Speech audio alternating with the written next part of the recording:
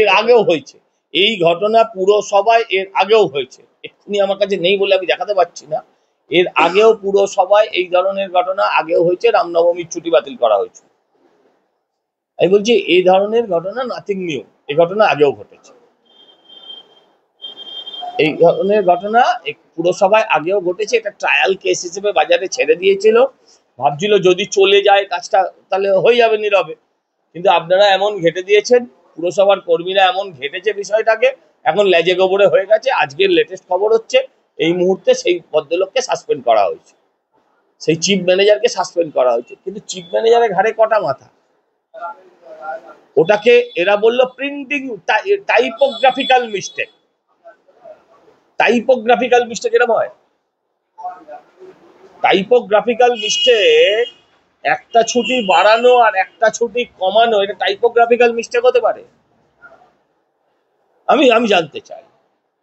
Typographical হচ্ছে আপনার এই আজ বাংলার আজ আর বাংলাটাকে একসাথে করে দেওয়াটা হচ্ছে টাইপোগ্রাফিক্যাল মিস্টেক,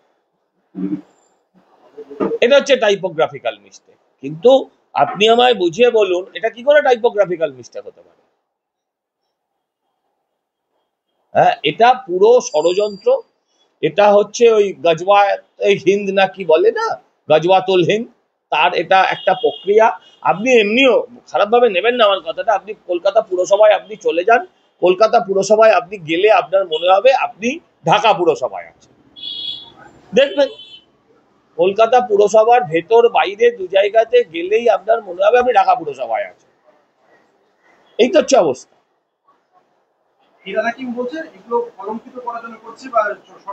হ্যাঁ, উনি তো নেতাজি সুভাষচন্দ্র বোস বসে আছেন।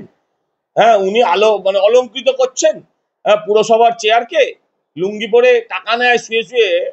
হ্যাঁ, তাতে করে পুরসভা অলঙ্কৃত হয়। মেয়রের চেয়ারে বসে, ওখানে নেতাজি সুভাষচন্দ্র বোস বসেছিলেন। আরেকটা বিষয় আমরা দেখলাম গতকালই তৃণমূলের একটি দলীয় বৈঠক ছিল, সেই বৈঠকে মুখ্যমন্ত্রী বলছেন যে 2026-এ আরো খেলা হবে এবং এই খেলা আরো একটু জোরে মারতে হবে। এর আগে আমরা কি দেখেছিলাম, মালদা হরিশ্চন্দ্রপুরে একজন স্থানীয় তৃণমূল নেতা আইসিকে পাশে বসিয়ে পড়েছিলেন, বিরোধী দল ফুটবলের মতন মারতে হবে, রেফারি থাকবে না। তার মন্তব্য এবং দলের নেতৃত্ব একেবারে এক। হ্যাঁ, সে তো বটেই, সব শিয়ালের তো একই রা হবে, সব শিয়াল তো একই রা হবে, এটা তো স্বাভাবিক। এখন ব্যাপারটা হচ্ছে যে কোন শিয়ালটা আগে ডাকবে, রানী শিয়াল আগে ডাকবে হ্যাঁ না বোরে শিয়াল আগে ডাকবে, এখন সেটার যদি ব্যাপার হয় সেটা আলাদা কথা। কিন্তু এসব হুঙ্কার কোনো কাজে লাগবে না। আমাদের ভোট সিট বেড়েছে, ভোট সিট কমেছে, ভোট বেড়েছে এবং ক্রমাগত আমাদের ভোট বাড়ছে। আমাদের দোষ থাকতে পারে, ত্রুটি থাকতে পারে, দুর্বলতা থাকতে পারে, সব থাকতে পারে, সবকিছুর পরেও ভোট বাড়ছে। আর এবারে তৃণমূলকে ভোট দেওয়ার লোক পাবেন। উনি কি বললেন, উনি কি বেদবাক্য নাকি? ওনার কথা যদি সত্যি হয় তাহলে বিষ্ণু মাতার তো জেন্ডার চেঞ্জ হয়ে গেছে। বিষ্ণুর তো আর জেন্ডার চেঞ্জ হয়েছে ওনার কথা যদি সত্যি হয়। ওনার কথাটা ধরছেন কেন?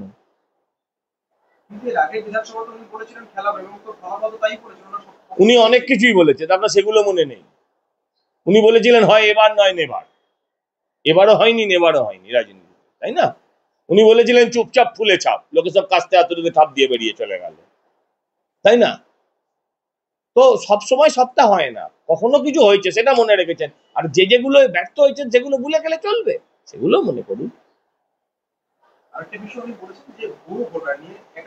হ্যাঁ, 30 লক্ষ প্রায় ভুয়ো ভোটার আছে। আমি আমার ওয়ার্ডে এখানে যেখানে বসে আছি এখান থেকে বসে 5 মিনিট আপনি আমায় ঘুরলে আমি আপনাকে 250-300 ভুয়ো ভোটার দেখাতে পারি। 250-300 আমি ভুয়ো ভোটার দেখাতে পারি, যাদের যে বাড়িতে আপনি গিয়ে খোঁজ নিলে দেখবেন সেই বাড়িতে এই নামের কেউ থাকে না, সেই নামের কেউ এই বাড়িতে থাকে না, এটা সর্বোচ্চ আছে। এটা ওনার ঢোকানো, এই ভোটার ওনার ঢোকানো। ওই একটা বলছে হরিয়ানার ভোটার, আপনি পাগল নাকি আপনারা বলুন? হরিয়ানা থেকে লোকে ভোট দিতে আসবে আপনার?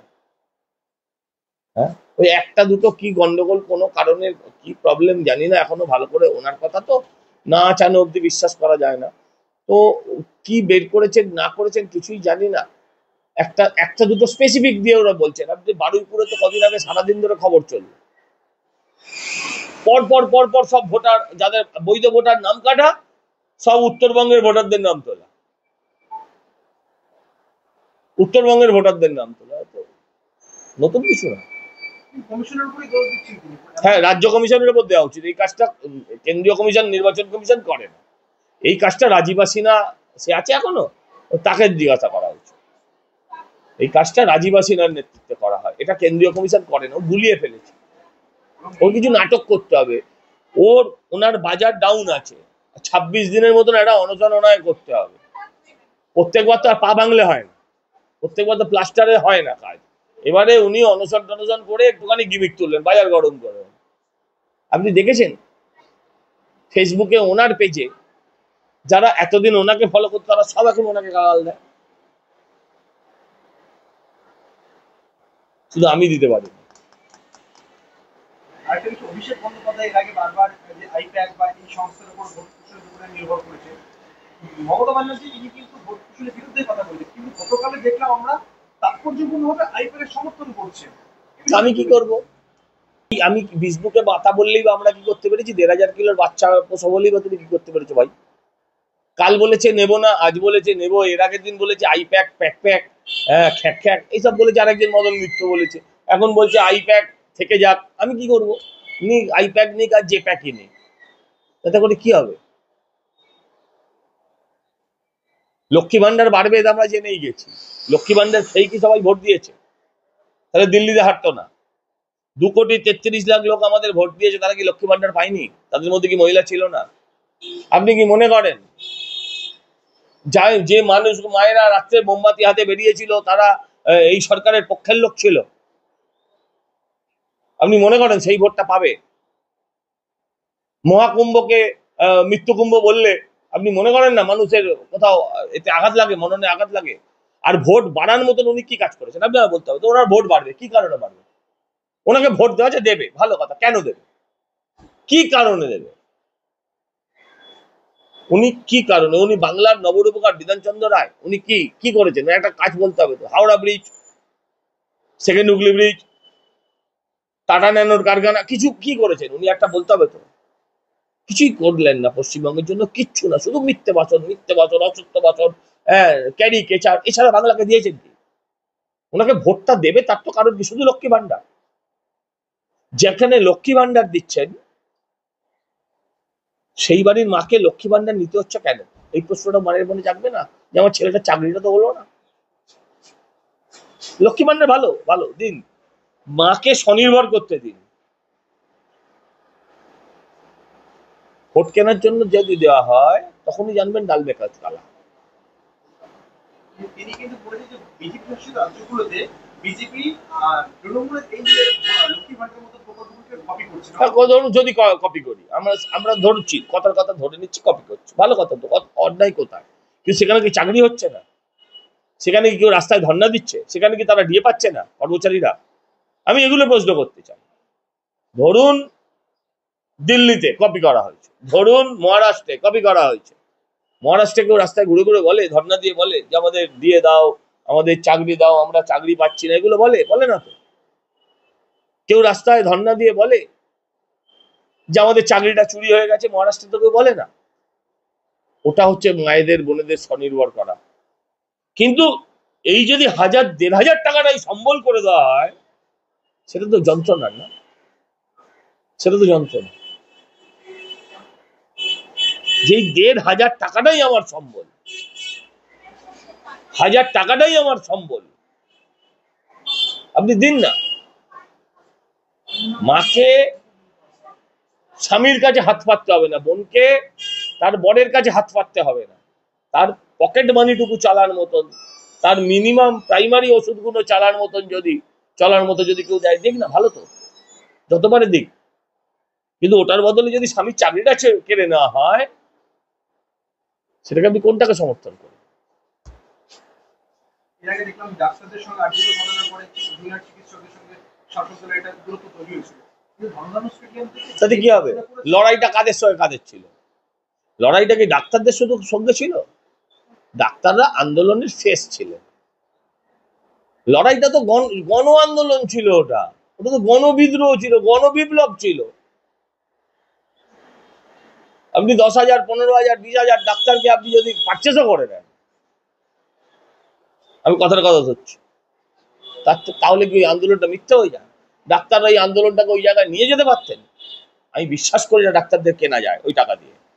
কিন্তু আমার প্রশ্ন হচ্ছে ওনার লক্ষ্য তো কেনাই। যেমন 500 টাকা দিয়ে লক্ষ্মী ভান্ডার দিয়ে ভোটে কিনতে গেছিলেন, এবারে ওনার লক্ষ্য যে ভাতার নামে ভাত ছড়িয়ে কাককে খাঁচায় পড়ার, ওটা ওনার লক্ষ্য। কি হয় নাকি সবসময়? ডাক্তারদের করা যায় এটা এক, আর ধরলাম যদি করা গেল, বাকি আন্দোলন, বাকি যারা জনতা, যারা মোমবাতি নিয়ে সারা রাত জেগেছিল, যারা রাতের পর রাত ঝড় তুলেছিল, ডাক্তাররা আন্দোলন করেছিলেন, যে মায়েরা তাদের হাওয়া করছিল, তারা ভুলে যাবে? আপনি ভুলে যাবেন? কিন্তু এই প্রশ্নটা ওঠে স্বতন্ত্র যে যে ঘোষণা তিনি করলেন সেটা তো কদিন আগে বাজেট শেষ হয়েছে, সেই বাজেট অধিবেশনে করতে পারতেন। তাহলে ইম্প্যাক্ট হতো থরি। আচ্ছা, এই ঘোষণা তো উনি টিভির সামনেও করতে পারতেন। এই ঘোষণাটা তো এমনি একটা টিভিতে বসেও করতে পারতেন, ডাক্তারদের ডেকে বসে করলেন কেন? তার ইম্প্যাক্ট লাইভ, ডাইরেক্ট, আলাদা। দুর্গাপুজোর কদিন বাদে আসবে, 6 মাস বাদে দুর্গাপুজো হবে। দুর্গাপুজোর আগে ইন্ডোর স্টেডিয়ামে সব পুজো কমিটিকে ডাকা হবে, তাদের করে একটা করে কেক বিস্কুটের বাক্স দেওয়া হবে, তারপর ঘোষণা হবে 85,000 না 90,000। আমার প্রশ্ন হচ্ছে, এটা তো এমনি বলে দেওয়া যায়। 1 কোটি টাকা খরচা হয়, সেই খরচাটা পুরসভা থেকে যায়। যে পুরসভার ভাড়েমা ভবানী, সেখানে অর্থমন্ত্রক সেই কলকাতা পুরসভাকে সেই টাকাটা ফেরত দেয়নি গত 2 বছর। বাবার টাকা তো।